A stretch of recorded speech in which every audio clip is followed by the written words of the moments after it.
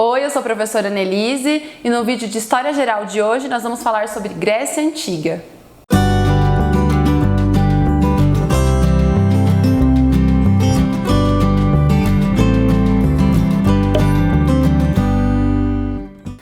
Bom, para falar de Grécia Antiga, a gente tem que pensar no contexto no qual essa região estava inserida. Então, por exemplo, a gente tem aquele longo período da Antiguidade Clássica, que vai desde 4.000 anos antes de Cristo, lá com a invenção da escrita na Mesopotâmia, até 476 depois de Cristo, com a queda do Império Romano do Ocidente, certo? Também a gente tem que pensar um pouquinho no porquê estudar a Grécia Antiga, qual é a relação disso com o nosso presente. E aí tem uma questão muito importante chamada de herança cultural, o legado cultural, aquilo que essa civilização deixou para a nossa civilização atualmente. Então, lá na Grécia Antiga, especificamente em Atenas também, a gente tem a ideia mais racional do pensar a humanidade, de pensar o homem, de pensar a natureza. Então, um dos grandes legados, uma das grandes heranças culturais desse período vai ser a filosofia. Mas além disso, a gente tem outras características importantes, como o teatro, por exemplo, como as Olimpíadas, como a ideia também do padrão de beleza, aquele padrão de beleza que a gente vê nas estátuas gregas, né? Então, um padrão de beleza que valoriza o corpo atlético mesmo, né? Também temos a questão da democracia ateniense, que vai ser uma ideia, um conceito que depois vai se alterando ao longo do tempo, mas que começa ali na Grécia Antiga. Então, todas essas características que a Grécia Antiga traz, elas vêm até hoje, claro, de algumas formas modificadas, mas elas trazem pra gente ideias e conceitos que permanecem. Então, conhecer esse legado cultural, conhecer essas características da Grécia Antiga é entender a nossa civilização ocidental atual. Por isso é tão importante a gente aprender um pouquinho mais sobre esses povos. Bom, vamos lá então, vamos entrar aí na questão da Grécia Antiga. A origem dos povos gregos está mais ou menos ali em 2.000 anos antes de Cristo. E esses povos vêm de diversas partes diferentes da Europa. Os povos são os eólios, os aqueus, os jônios e os dórios. A localização geográfica da Grécia vai trazer uma influência muito grande, tanto no tipo de economia que esses povos vão praticar, quanto na organização política que eles vão acabar escolhendo. Então, por exemplo, a Grécia ela fica mais ou menos ali no sudeste da Europa, é recortada por várias montanhas, então o acesso é muito difícil entre uma localização e outra, fora que as terras não são muito férteis. Então, os gregos acabam escolhendo fazer algum tipo de agricultura que fosse mais fácil nessas condições, como, por exemplo, agricultura de cereais, vai ter a plantação de oliva, vai ter a questão também ali das plantações de vinho, tudo isso, né, da forma que eles conseguiriam fazer. Mas o que eles acabam tendo como prática mais frequente? O comércio marítimo. Já que eles estão próximos ao mar, as terras não são muito férteis, eles acabam comprando e vendendo produtos de outras regiões. Outra questão importante dentro dessa ideia aí da localização geográfica e do fato deles não terem terras férteis vai ser a colonização de outras regiões. Então os gregos vão acabar adentrando principalmente no litoral ali do mar Mediterrâneo, na Europa, para procurar novas terras férteis. Foi uma opção que eles encontraram para poder se sustentar. Eu disse também que a organização política que os gregos vão escolher vai ser muito influenciada por essa localização geográfica. Como era muito difícil o acesso entre uma região e outra, os gregos escolheram se organizar por meio das cidades-estado ou das chamadas polis gregas. O que era isso? Eram cidades que eram independentes entre si, que tinham seu próprio governo, tinham seu próprio exército, a sua forma de se administrar, mas que eram gregos. Todos eles faziam parte da Grécia. E aí você pode me perguntar, o que dá a identidade cultural, identidade grega, tá? Já que cada um tem uma organização diferente. A ideia da língua, tá? Então todos eles falavam grego, e a ideia também das crenças. Todos eram politeístas, ou seja, acreditavam em mais de um deus.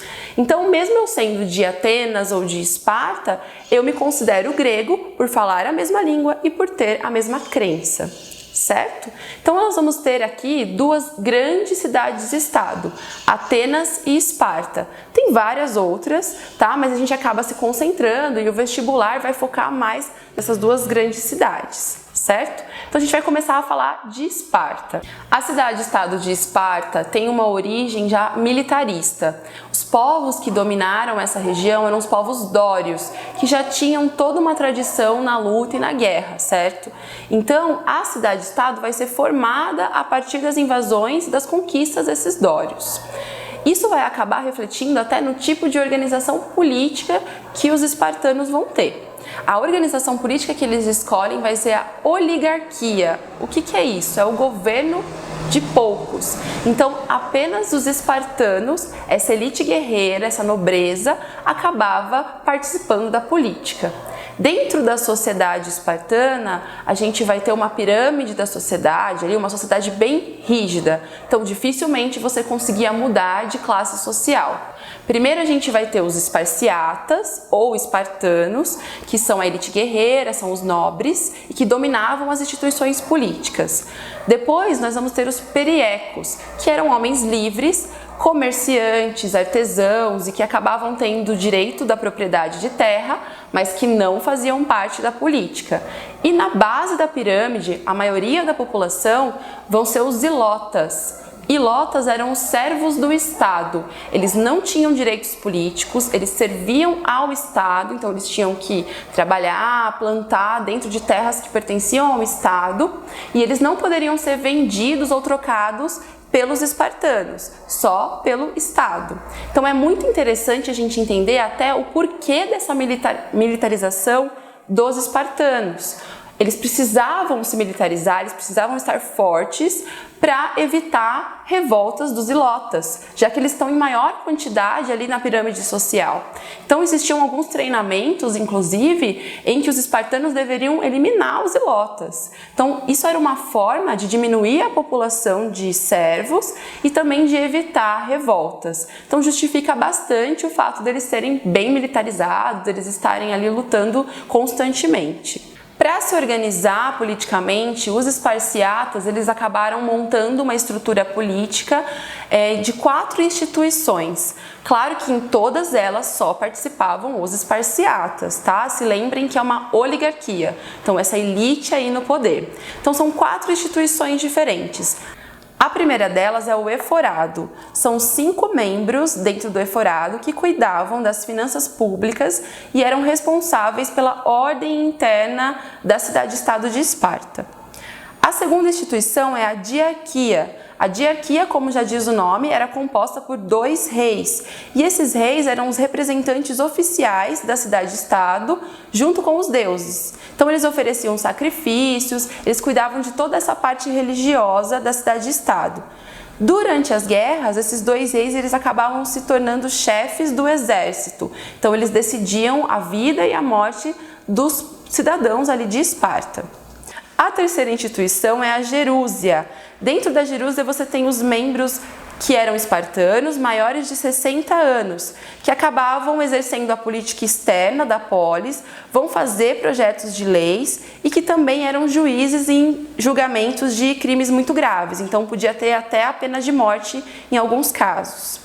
E a última instituição era chamada de apela, que era uma instituição composta por esparciatas maiores de 30 anos que acabavam ouvindo as ideias e as exposições do eforado. E aí eles davam a opinião deles que podia ser ou não aceita pelo eforado, certo? E a cidade de Esparta, por ter essa grande organização militar, ela acaba tendo um exército com uma fama de invencível. Então, dificilmente, alguma outra polis grega ia acabar vencendo o exército espartano. Bom, vocês lembram que eu disse para vocês que a gente tinha 2 polis principais, Esparta, então agora a gente vai falar um pouquinho de Atenas. Atenas já tem uma origem, já tem uma organização totalmente diferente de Esparta, a começar pela sua fundação. A fundação de Atenas, a origem dos seus povos, é uma fundação bem mais pacífica do que de Esparta. Então, até mais ou menos 500 anos antes de Cristo, os atenienses viviam numa organização política da monarquia. os proprietários de terra, os grandes donos de terras de Atenas eram os donos do poder também. E em 500 anos antes de Cristo, a gente vai ter uma grande mudança, que é a democracia. Já vou falar sobre isso, tá? Outras características que são bem peculiares de Atenas, que acabam diferenciando ela de Esparta, é, em primeiro lugar, a localização privilegiada. Então, Atenas tinha saída para o mar e acabava fazendo contato com outros povos, com outras colônias, por exemplo. Então, essa troca cultural foi muito importante até para o tipo de cultura que Atenas ia ter, para a filosofia, para o pensamento filosófico em geral. Outra questão importante era a maior liberdade e flexibilidade que Atenas tinha com os estrangeiros. Então, lá em Esparta, a gente vai ter uma questão da xenofobia muito forte. E em Atenas, os estrangeiros que não eram gregos, que não falavam a língua grega, que não tinham a mesma cultura, vão ser bem mais respeitados, vão participar do comércio do que acontecia, por exemplo, em Esparta. A sociedade ateniense também era bem dividida, assim como a espartana. Lá na pontinha da pirâmide a gente tem os eupátridas, que eram os proprietários de terra. Então lembrem-se que na antiguidade o fato de você ser dono de terra simbolizava a riqueza. Tá? Então não tem a questão da moeda ainda tão forte. O que era símbolo de riqueza era a posse de terra. Lá depois dos eupátridas, no meio da pirâmide, você vai ter os demos, ou povo, que eram a população livre, que era comerciante, que eram os artesãos. Então, assim, era uma população que também conseguia fazer parte da política e que tinha uma certa flexibilidade. Depois dos demos, a gente vai ter os metecos, que eram os estrangeiros que eu comentei com vocês. Esses estrangeiros tinham maior flexibilidade, também participavam do comércio, eram trabalhadores livres, mas não tinham direitos políticos. E na base da pirâmide, a maioria da população, nós vamos ter os escravizados, que poderiam ser escravizados por dois motivos, ou por serem vencidos de guerra, ou por terem alguma dívida com os eupátridas ou com os demos, certo? Falando um pouquinho da organização política de Atenas, eu já disse para vocês que ela é bem diferente de Esparta, né? Lá em Esparta a gente tem a oligarquia, e em Atenas nós vamos ter a instituição da democracia. Lá no início da formação de Atenas a gente tem uma monarquia e entre mais ou menos o século 8 e o século 7 a.C., inicia-se uma revolta, uma pressão da população que não tinha tantos direitos políticos assim. Então, os demos, aquela classe que eu expliquei já para vocês, eles vão acabar pressionando os eupátridas para ter mais direitos políticos. E aí, em 594 a.C., nós vamos ter as reformas de Solon. São reformas muito importantes na política ateniense e que vão aumentar a participação de outras populações dentro da política. Quais eram as mudanças que o Solon fez? Em primeiro lugar, nós vamos ter o fim da escravidão por dívida. Por que isso é importante? A população mais pobre, camponesa, acabava tendo dívidas com os donos de terra e se tornando escravizadas enquanto elas não pagavam essa dívida. Então, enquanto elas são escravizadas, elas não poderiam participar da política. Então, você tira essa condição e dá mais liberdade para a participação dessa população dentro das instituições. Em segundo lugar, a gente vai ter o Código de Dracon, que era um conjunto de leis bem severas, que inclusive até vão impor, às vezes, a pena de morte para casos de crimes muito graves. Depois a gente vai ter a criação de todas as instituições de poder dentro da democracia grega, como a Eclésia, por exemplo, e a Bulé. O século V foi considerado o auge da democracia grega, chamado também de século de Péricles, que era o governante ali do período. Por que isso? Porque dentro desse período vai acabar sendo instituídas mudanças para quem poderia ou não participar da política. E aí a gente entra numa questão super importante, que é o conceito da democracia ateniense.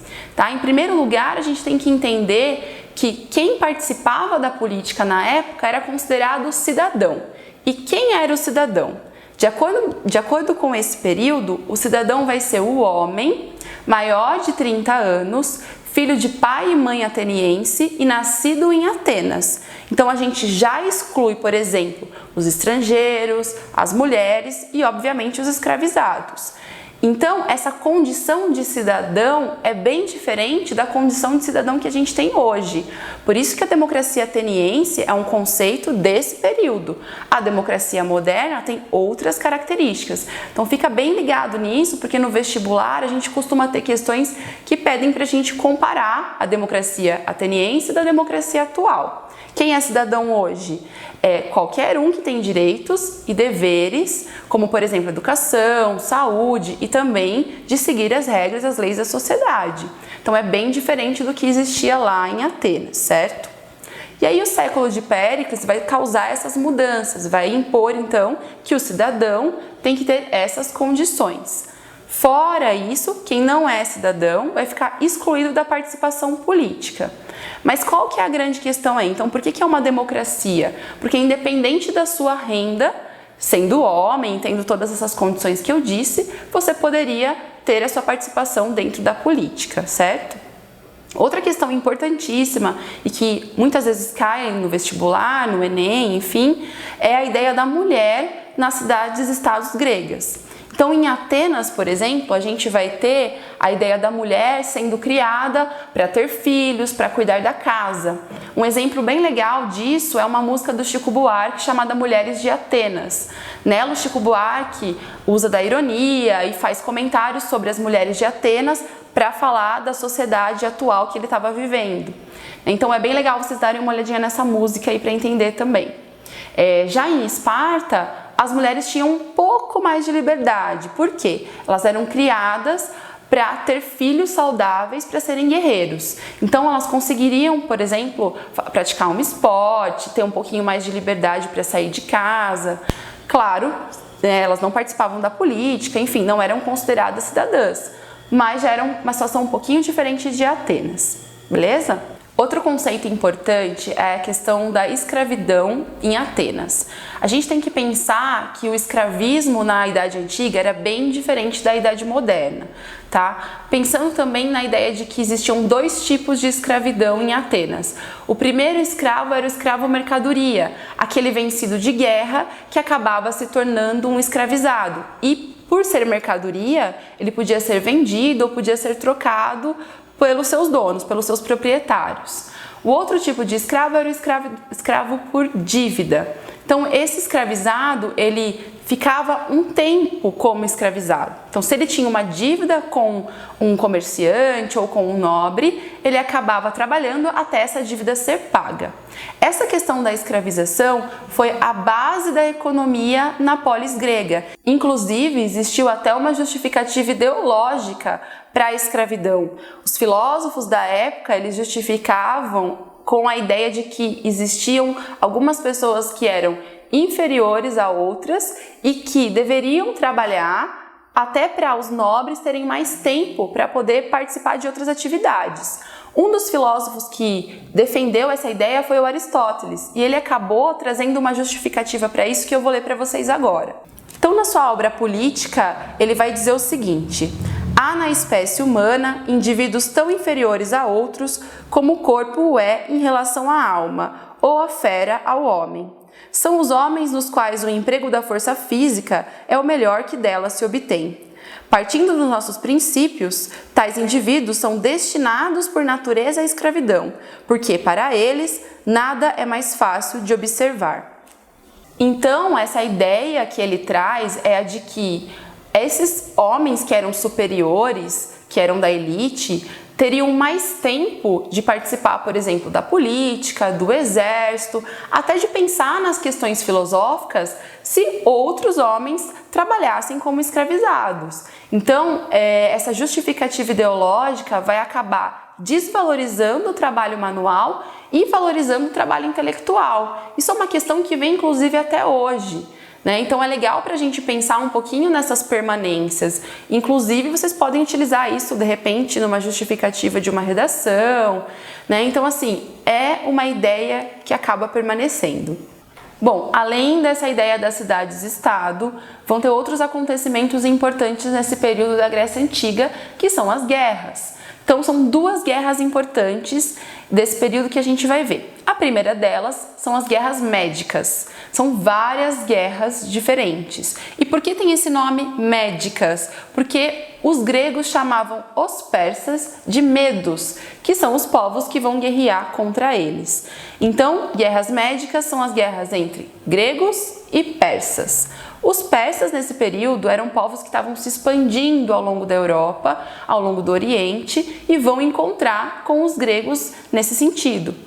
E aí os gregos têm o grande desafio de se unir contra esses povos. O que eles vão fazer? Eles vão acabar formando a Liga de Delos, que era uma liga com as cidades aliadas contrárias aos persas. Quem liderava essa liga é a cidade de Atenas, então guarda essa informação aí que ela vai ser importante. Tá? São várias batalhas, a mais importante delas acontece em 480 a.C., quando Xerxes, que era o imperador dos persas, invade as regiões ali da Grécia e os espartanos conseguem vencer essa batalha e acabam vencendo a guerra. Tá? Bom, como eu disse, Atenas vai ser a grande líder dessa liga e quando a guerra acaba, ela vai continuar arrecadando impostos, arrecadando riquezas para reconstruir as cidades-estados gregas. Só que Atenas acaba utilizando mais desse dinheiro para reconstruir a sua cidade e tentando ser ali uma líder, uma grande imperialista em cima das outras cidades-estados gregas. E isso vai causar o descontentamento das outras polis, principalmente de Esparta. Então, o final dessa guerra vai acabar trazendo o início de outro grande conflito, que é a Guerra do Peloponeso. E aí o que vai acontecer nessa guerra? Tem esse nome porque tanto Esparta quanto Atenas ficavam na península do Peloponeso.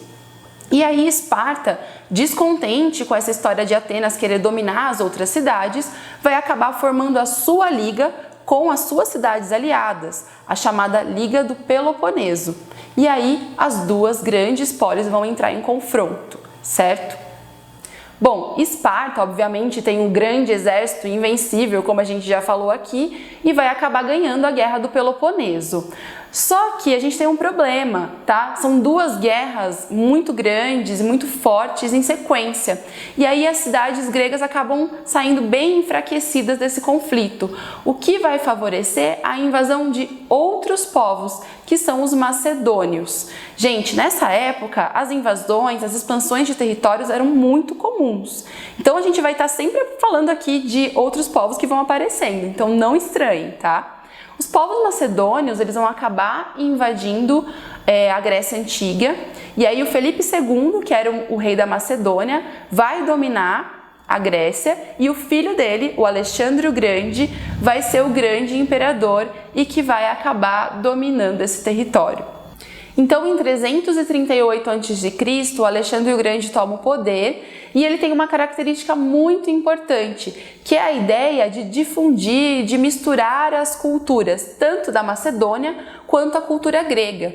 O Alexandre o Grande tinha o objetivo de criar uma cultura universal. Então ele vai acabar deixando com que os povos das regiões que ele domine continuem praticando a sua religião, a sua crença. Ele vai estudar muito essas ideias filosóficas da época. Então ele vai misturar essas culturas. Por exemplo, ele vai trazer para o Ocidente a cultura oriental. A ideia política, por exemplo, de um rei-deus. Então, de um rei que também era um deus ao mesmo tempo. A ideia também da religião do Zoroastro, que era uma crença ali do Império Persa. Então, olha só quanta mistura. As descobertas científicas do Oriente, ele vai levar para o Ocidente também. Então, a gente tem uma troca de culturas. Isso é muito bacana. Esse período que o Alexandre o Grande toma o poder e que tenta fazer essa cultura universal é chamado de período helenístico. E aí ele encerra o período da civilização grega, porque agora a gente tem uma mistura ali de povos e de civilizações. Então é isso, pessoal. Na videoaula de hoje a gente aprendeu um pouquinho mais sobre Grécia Antiga. Nós vimos que a localização geográfica, a questão da fertilidade do solo acabou influenciando tanto no tipo de economia dos gregos quanto na organização política. Nós vimos que as cidades gregas eram organizadas por meio das polis, ou seja, cidades-estado, e que cada cidade-estado tinha sua característica diferente. Inclusive, a gente viu que Atenas e Esparta são as cidades-estados mais importantes da Grécia Antiga. Dentro dessa ideia das cidades-estado, nós vimos alguns conceitos muito importantes, principalmente na questão política. Esparta era organizada de uma forma oligárquica, enquanto Atenas era uma democracia. Mas nós vimos também que essa democracia é bem diferente da democracia atual. Então eu acho interessante vocês irem pensando nessa comparação. O vestibular geralmente ele vai pedir comparação entre Esparta e Atenas. Vai pedir para a gente comparar a democracia ateniense da democracia atual. Outro conceito importante é a ideia da escravização ou do escravismo. A escravidão da antiguidade é bem diferente da escravidão da modernidade, certo? Então fiquem bem atentos nesses pontos na hora de estudar um pouquinho no vestibular, certo? Bom, pessoal, sobre o vídeo passado eu queria agradecer os comentários de vocês, as curtidas, teve muita gente que compartilhou lá no Instagram, muito obrigada, isso vai ajudar bastante a divulgar o canal. Então se você tem algum colega, algum amigo aí que tá prestando vestibular ou até mesmo que precisa desse conteúdo para passar numa prova, marca ele aqui nos comentários ou marca ele lá no meu perfil do Instagram, beleza? Continuem assim, hein? Adorei os comentários. Bom, se você gostou desse vídeo então, deixa o seu comentário, deixa a sua curtida aí, compartilha, se inscreve no canal e não se esqueça de ativar o sininho para você saber quando tem vídeo de novo. Até o próximo. Os filósofos do período... Aristóteles. Não sei como terminar isso. Aí você põe uma zoeira no final. Até mais. Tiozona. Não, corta essa parte. Corta essa parte, pelo amor de Deus. Tava ficando legal, eu destruí o final.